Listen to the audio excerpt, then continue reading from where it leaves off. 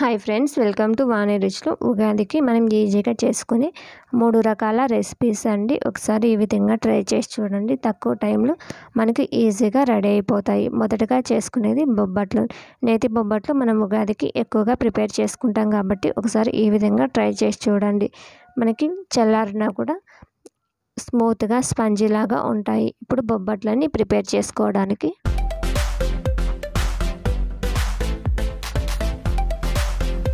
ఒక గిన్నెని తీసుకొని అందులోకి 1 కప్పు శనగపప్పుని యాడ్ చేసుకోవాలి. ఇలా యాడ్ చేసుకున్న దాన్ని 2 to 3 టైమ్స్ వాటర్ తోటి బాగా వాష్ చేసుకొని ఒక హాఫ్ అన్ అవర్ నానబెట్టుకోవాలి. ఇలా నానబెట్టడం వల్ల మనకి పప్పు అనేది తొందరగా ఉడుకుతుంది. ఇలా నానబెట్టుకున్నటువంటి పప్పుని ప్రెషర్ కుక్కర్లోకి యాడ్ చేసుకోండి. ఇలా యాడ్ చేసుకున్న దాంట్లోకి కొద్దిగా వాటర్ని కూడా యాడ్ చేసుకుంటూ మనం మీడియం ఫ్లేమ్ మీదనే మూత పెట్టుకొని 5 విజిల్స్ వచ్చేంత వరకు ఉడికించుకోవాలి. మనకి పప్పు అనేది ఉడికేలోపు పిండిని కలుపుకుందాం. ఒక బౌల్ తీసుకొని అందులోకి 1.5 కప్పు మైదాని యాడ్ చేసుకొని కొద్దిగా సాల్ట్ని కూడా యాడ్ చేసి అలాగే కొద్దిగా పసుపుని యాడ్ చేసుకొని పిండి ఒకసారి బాగా కలిసే విధంగా కలుపుకోండి. ఇలా కలుపుకున్నటువంటి పిండిలోకి మనం కొద్దిగా వాటర్ని యాడ్ చేసుకుంటూ చపాతీ పిండి కన్నా కొంచెం సాఫ్ట్గా కలుపుకోవాలి. మనము ఈ బొబ్బట్లని గోధుమ పిండితో కూడా ప్రిపేర్ చేసుకోవచ్చు అండి. ఇక్కడ మైదాతోటి చూపిస్తున్నాను. ఇలా కలుపుకున్న పిండిలోకి 1 టేబుల్ స్పూన్ నెయ్యిని యాడ్ చేసుకొని ఒకసారి మిక్స్ చేసుకోవాలి. ఇలా మిక్స్ చేసుకున్నటువంటి పిండిలోకి మరొకసారి 2 టేబుల్ స్పూన్ల ఆయిల్ని యాడ్ చేయండి. మనకి ఇక్కడ నెయ్యి కానీ ఆయిల్ కానీ కొంచెం ఎక్కువ పడుతుందండి. ఇలా స్టిక్కీగా కలుపుకోవడం వల్ల బొబ్బట్లు అనేటివి పలుచగా వస్తాయి.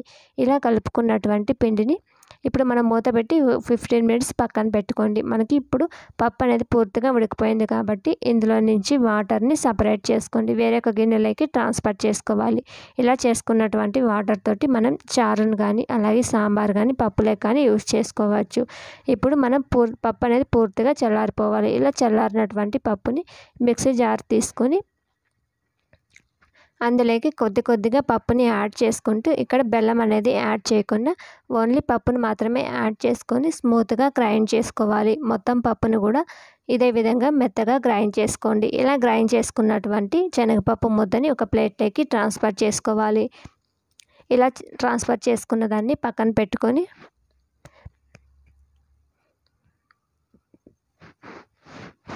స్టవ్ మీద ప్యాన్ పెట్టి అందులోకి ఏ కప్పుతో శనగపప్పును తీసుకున్నామో అదే కప్పుతో 3/4 కప్పు బెల్లంని యాడ్ చేసుకొని మీడియం ఫ్లేమ్ మీదనే వాటర్ లేకుండా బెల్లం పూర్తిగా కరిగే విధంగా కరిగించుకోవాలి.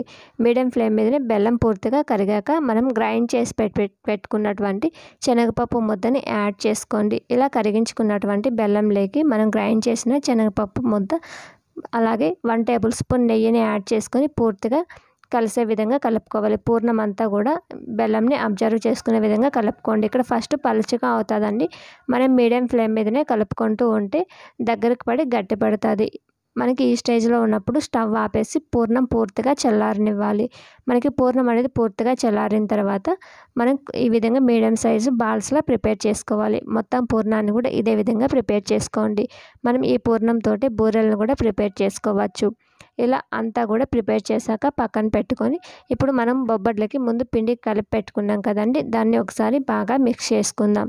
ఇలా మిక్స్ చేసుకున్నటువంటి పిండిని మనం పూర్ణం ఏ సైజు అయితే ప్రిపేర్ చేసుకున్నామో పిండిని కూడా అదే సైజు మీడియం సైజుగా తీసుకొని ఇలా రౌండ్గా చేసుకోవాలి. ఇలా చేసుకున్న దాన్ని పక్కన పెట్టుకొని ఇప్పుడు ఒక ప్లాస్టిక్ కవర్ తీసుకొని ఆయిల్ అప్లై చేసుకోండి. ఇక్కడ మనం బటర్ పేపర్ కూడా యూజ్ చేసుకోవచ్చు అండి. ఇలా ఆయిల్ అప్లై చేసాక మనం పిండి ముద్దను తీసుకొని చేతితోటి మీడియం సైజు చపాతీలాగా ప్రిపేర్ చేసుకోవాలి. ఇలా చేసి పెట్టుకున్నటువంటి దాన్ని మనం పూర్ణం ముందే బాల్స్ చేసుకున్నాం కదా, ఆ బాల్ని మిడిల్లో పెట్టుకొని ఇలా పిండి ఎడ్జెస్ అంతా కూడా పూర్ణం మధ్యలోకి కవర్ చేసుకుంటూ పూర్ణం అనేది బయటికి రాకుండా ఇలా రౌండ్గా చేసుకోవాలి. కొద్దిగా నెయ్యిని అప్లై చేసుకొని ఇలా కొంచెం ప్రెస్ చేసుకుంటూ 2 వైపులా కూడా నెయ్యిని అప్లై చేసుకుంటూ కొద్దిగా ప్రెస్ చేసుకొని పైనుంచి ఆయిల్ రాసిన కవర్ చేసుకుంటూ చపాతీ కర్రతోటి ఇలా పలుచగా రోల్ చేసుకోవాలి. మనం ఈ బొబ్బట్లని చేత్తో కూడా ప్రిపేర్ చేసుకోవచ్చండి. చేత్తో మందంగా వస్తాయి అనుకుంటే కనుక ఈ విధంగా కవర్ తోటి చపాతీ కర్రతో రోల్ చేసుకొని ప్రిపేర్ చేసుకోండి. ఇలా చేసుకున్న బొబ్బట్లని కాల్చుకోవడానికి స్టవ్ మీద ప్యాన్ పెట్టి ప్యాన్ బాగా వేడైన తర్వాత బొబ్బట్లని యాడ్ చేసుకోవాలి. ఒకవైపు కాలిన తర్వాత మనం గరిటెతోటి మరొక వైపుకి ఫ్లిప్ చేసుకోండి. ఇలా ఒకవైపు కాలిన తర్వాత నెయ్యిని అప్లై చేయాలి. 2 వైపులా కూడా బొబ్బట్లకి ఈ విధంగా నెయ్యిని అప్లై చేసుకుంటూ గరిటెతోటి మరొక వైపుకి టర్న్ చేసుకుంటూ గోల్డెన్ బ్రౌన్ కలర్ వచ్చేంత వరకు అన్ని బొబ్బట్లను కూడా ఇదే విధంగా ప్రిపేర్ చేసుకోవాలి. ఇంతేనండి, మనకి నేతి బొబ్బట్లు అనేటివి ఈజీగా ప్రిపేర్ చేసుకోవచ్చు. ఈ విధంగా చేస్తే కనుక మనకి నేతి బొబ్బట్లు టేస్ట్ అయినా స్ట్రక్చర్ అయినా మనకి చల్లారినా కూడా ఎంతో సాఫ్ట్గా కరిగిపోయే విధంగా ఉంటాయండి. ఒకసారి ఈ విధంగా ట్రై చేసి చూడండి. పండగలప్పుడు పూజలప్పుడు మనకి ఇంతే సింపుల్గా ప్రిపేర్ చేసుకోవచ్చు.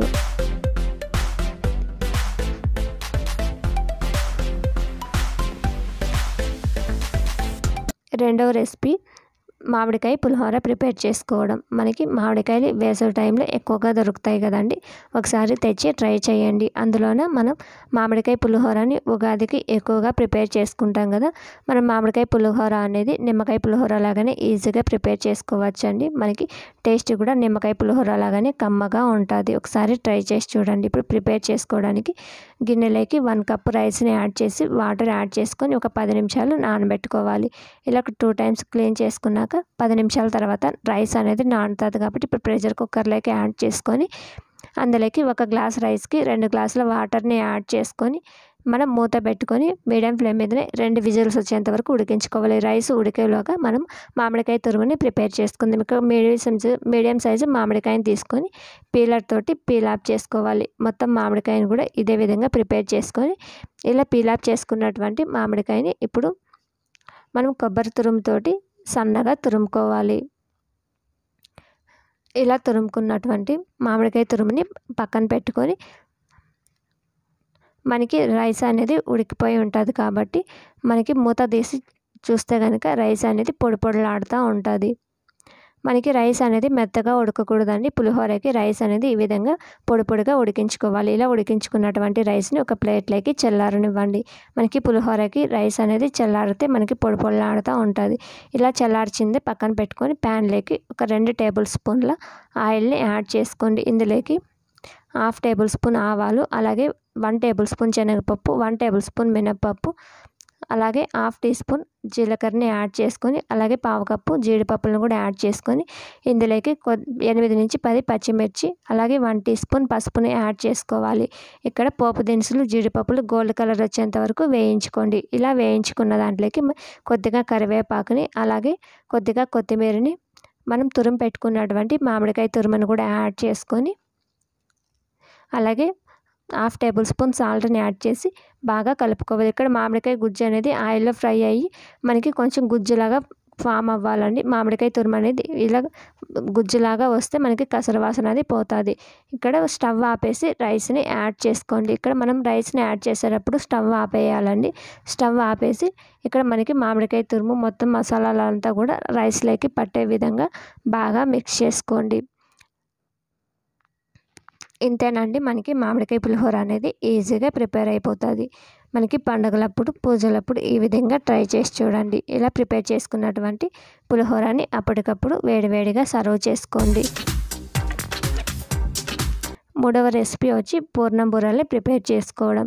పూర్ణం బూరెలు కూడా మనం ఈజీగా ప్రిపేర్ చేసుకోవచ్చండి. మనకి బూరెలు అంటేనే ఎక్కువగా గుర్తొచ్చేది పండుగలు, వ్రతాలు, పూజలప్పుడు, అంతేకాకుండా అకేషన్స్కి కూడా ప్రిపేర్ చేస్తాం కాబట్టి ఒకసారి బూరెల్ని ఈ విధంగా ప్రిపేర్ చేస్తే కనుక మనం పూర్ణం అనేది బయటకు రాకుండా ఈజీగా ప్రిపేర్ చేసుకోవచ్చు. ఇప్పుడు బూరెల్ని ప్రిపేర్ చేసుకోవడానికి ఒక గిన్నెని తీసుకొని అందులోకి 1 కప్పు రైస్ని అలాగే 1/2 కప్పు మినపప్పుని యాడ్ చేసుకొని వీటిని వాటర్ తోటి 2 to 3 టైమ్స్ క్లీన్ చేసుకొని ఇలా క్లీన్ చేసుకున్న వాటిని మనం నెక్స్ట్ టైం మళ్ళీ వాటర్ని యాడ్ చేసుకొని ఒక 6 అవర్స్ నానబెట్టుకోవాలి. మనకి 6 అవర్స్ నానబెట్టడం వల్ల మనకి బూరెలు అనేది బాగా వస్తాయి. ఇలా 6 అవర్స్ నానబెట్టుకోండి. 6 అవర్స్ తర్వాత మనం వీటిని మరొకసారి శుభ్రం చేసుకొని మిక్సీ జార్లోకి యాడ్ చేసుకోండి. ఇలా యాడ్ చేసుకున్న దాంట్లోకి కొద్దిగా వాటర్ని యాడ్ చేసుకుంటూ మనం దోశ బ్యాటర్ ఏ విధంగా స్మూత్గా గ్రైండ్ చేస్తామో ఆ విధంగా గ్రైండ్ చేసుకోవాలి. ఇలాగా గ్రైండ్ చేసుకోవాలి. మనకి తిక్కుగా ఉండాలండి. పలుచగా ఉంటే బూరెలు అనేటివి మనకి పూర్ణం బయటికి వస్తుంది. ఇలా గ్రైండ్ చేసుకున్నటువంటి దాన్ని ఒక గిన్నెలోకి ట్రాన్స్ఫర్ చేసుకోండి. ఇప్పుడు గరిటెతోటి ఒకసారి బాగా మిక్స్ చేసుకొని మనం మూత పెట్టుకొని ఒక 3 అవర్స్ పక్కన పెట్టాలండి. అలా పెట్టడం వల్ల మనకు బూరెలు అనేటివి బాగా వస్తాయి. ఇప్పుడు బూరెల్లోకి పూర్ణాన్ని ప్రిపేర్ చేయడానికి 1 కప్పు శనగపప్పుని ఒక గిన్నెలోకి యాడ్ చేసుకొని 2-3 టైమ్స్ వాటర్ తోటి బాగా వాష్ చేసుకోండి. ఇలా వాష్ చేసుకున్నాక మనం ఒక హాఫ్ అన్ అవర్ నానబెట్టుకోవాలి. హాఫ్ అన్ అవర్ నానబెట్టడం వల్ల మనకు పప్పు అనేది తొందరగా ఉడుకుతుంది. ఇలా నానబెట్టుకున్నటువంటి పప్పుని ఇప్పుడు వాటర్ అన్నీ వంపేసి ఒక ప్రెషర్ కుక్కర్లోకి యాడ్ చేసుకోండి. ఇలా యాడ్ చేసుకున్న దాంట్లోకి మనకి 3 కప్స్ వాటర్ని యాడ్ చేసుకొని మీడియం ఫ్లేమ్ మీదనే 5 విజిల్స్ వచ్చేంత వరకు ఉడికించుకోవాలి. మనకి 5 విజిల్స్ వచ్చాక ప్రెషర్ అంతా పోయాక మూత తీసి చూస్తే కనుక పప్పు అనేది ఈ విధంగా ఉడుకుంటుంది. ఇలా ఉడికించుకున్నటువంటి పప్పులోని వాటర్ని వేరే ఒక గిన్నెలోకి సపరేట్ చేసుకోండి. ఇలా సపరేట్ చేసుకున్నటువంటి వాటర్ని పక్కన పెట్టుకొని ఇప్పుడు మనం ఉడికించుకున్నటువంటి పప్పుని పప్పు కర్రతోటి బాగా మెదుపుకోవాలి. మనం ఈ పప్పుని మిక్సీ జార్లో యాడ్ చేసి కూడా గ్రైండ్ చేసుకోవచ్చు అండి. ఇక్కడ పప్పు కర్రతోటి చూపిస్తున్నాను. ఇలా బాగా స్మాష్ చేసుకున్నాక ఇందులోకి కొద్దిగా సాల్ట్ని యాడ్ చేసి ఒకసారి బాగా కలుపుకోండి. ఇలా మొత్తం కూడా ఈ విధంగా కలుపుకున్నటువంటి దాన్ని ఒక ప్లేట్లోకి ట్రాన్స్ఫర్ చేసుకోవాలి. ఇలా ఒక ప్లేట్లోకి ట్రాన్స్ఫర్ చేసి పక్కన పెట్టుకోండి. ఇప్పుడు మనం ఇందులోకి బెల్లంని కలుపుకోవడానికి స్టవ్ మీద ప్యాన్ పెట్టి ఏ కప్పుతో శనగపప్పును తీసుకున్నాం ఆ కప్పుతో 3/4 కప్పు బెల్లంని యాడ్ చేసుకొని మీడియం ఫ్లేమ్ మీదనే వాటర్ లేకుండా బెల్లం పూర్తిగా కరిగే విధంగా కరిగించుకోవాలి. ఇందులోకి 1/2 టీ స్పూన్ ఇలాచీ పౌడర్ని యాడ్ చేసుకోవాలి.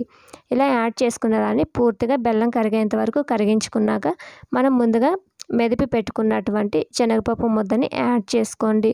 ఇక్కడ మనం బెల్లం పాకంలో శనగపప్పు ముద్దను ఉడికించి బూరెలు కానీ అలాగే బొబ్బట్లు కానీ ప్రిపేర్ చేసుకుంటే టేస్ట్ బాగుంటుందండి. ఇందులోకి 1 టేబుల్ స్పూన్ నెయ్యిని యాడ్ చేసుకొని మొత్తం కలిసే విధంగా కలుపుకోవాలి. మనకి ఫస్ట్ ఇక్కడ పలుచగా తయారవుతుందండి. ఇట్లా వీడియోలో చూపిస్తున్న విధంగా కంటిన్యూగా కలుపుతూ ఉంటే కనుక మీడియం ఫ్లేమ్ మీదనే ఉడికిస్తే ఈ విధంగా దగ్గరకు పడుతుంది. ఈ స్టేజ్లో ఉన్నప్పుడు స్టవ్ ఆపేసి పూర్తిగా చల్లారనివ్వండి. పూర్ణం పూర్తిగా చల్లారిన తర్వాత ఈ విధంగా మీడియం సైజు బాల్స్లా ప్రిపేర్ చేసుకోవాలి. మొత్తం పూర్ణాన్ని కూడా ఇదే విధంగా ప్రిపేర్ చేసుకోండి. ఇలా చేసుకున్న పూర్ణం బాల్స్ని పక్కన పెట్టుకొని మనం బూరెలకి బ్యాటర్ని ప్రిపేర్ చేసాం కదండి. బ్యాటర్ని ఒకసారి కలుపుకుందాం. ఇలా కలుపుకున్నటువంటి దాంట్లోకి కొద్దిగా సాల్ట్ని అలాగే కొద్దిగా వంట సోడాని యాడ్ చేసుకొని ఒకసారి బాగా కలిసే విధంగా కలుపుకోవాలి. ఇప్పుడు పూర్ణం బాల్స్ని మనం బ్యాటర్లోకి యాడ్ చేసుకొని ఎక్కడా కానీ గ్యాప్ అనేది లేకుండా ఇలా మొత్తం బ్యాటర్ తోటి కోట్ చేసుకోవాలి. మనం గ్యాప్ అనేది ఉంటే కనుక బూరెల నుంచి పూర్ణం అనేది బయటకు వస్తుందండి. మనకి గ్యాప్ లేకుండా ఈ విధంగా కవర్ చేసుకొని వేడిగా ఆయిల్లోకి యాడ్ చేసుకోండి. మనం చేత్తో డిప్ చేసైనా యాడ్ చేయొచ్చండి. కొత్తగా ట్రై చేసే వాళ్ళు ఈ విధంగా చేయండి. ఇప్పుడు ఒకవైపు కాలిన తర్వాత నెమ్మదిగా బూరెల్ని గరిటెతోటి మరొక వైపుకి టర్న్ చేసుకొని రెండు వైపులా కూడా గోల్డెన్ బ్రౌన్ కలర్ వచ్చేంత వరకు కాల్చుకోవాలి. ఇలా కాల్చుకున్నటువంటి వాటిని గరిటెతోటి తీసుకొని మనం పండగలప్పుడు ఈజీగా ఈ విధంగా సర్వింగ్ ప్లేట్లోకి సర్వ్ చేసుకోండి. ఇంతేనండి, పూర్ణం బూరెలు అనేటివి మనకి తొందరగా రెడీ అయిపోతాయి.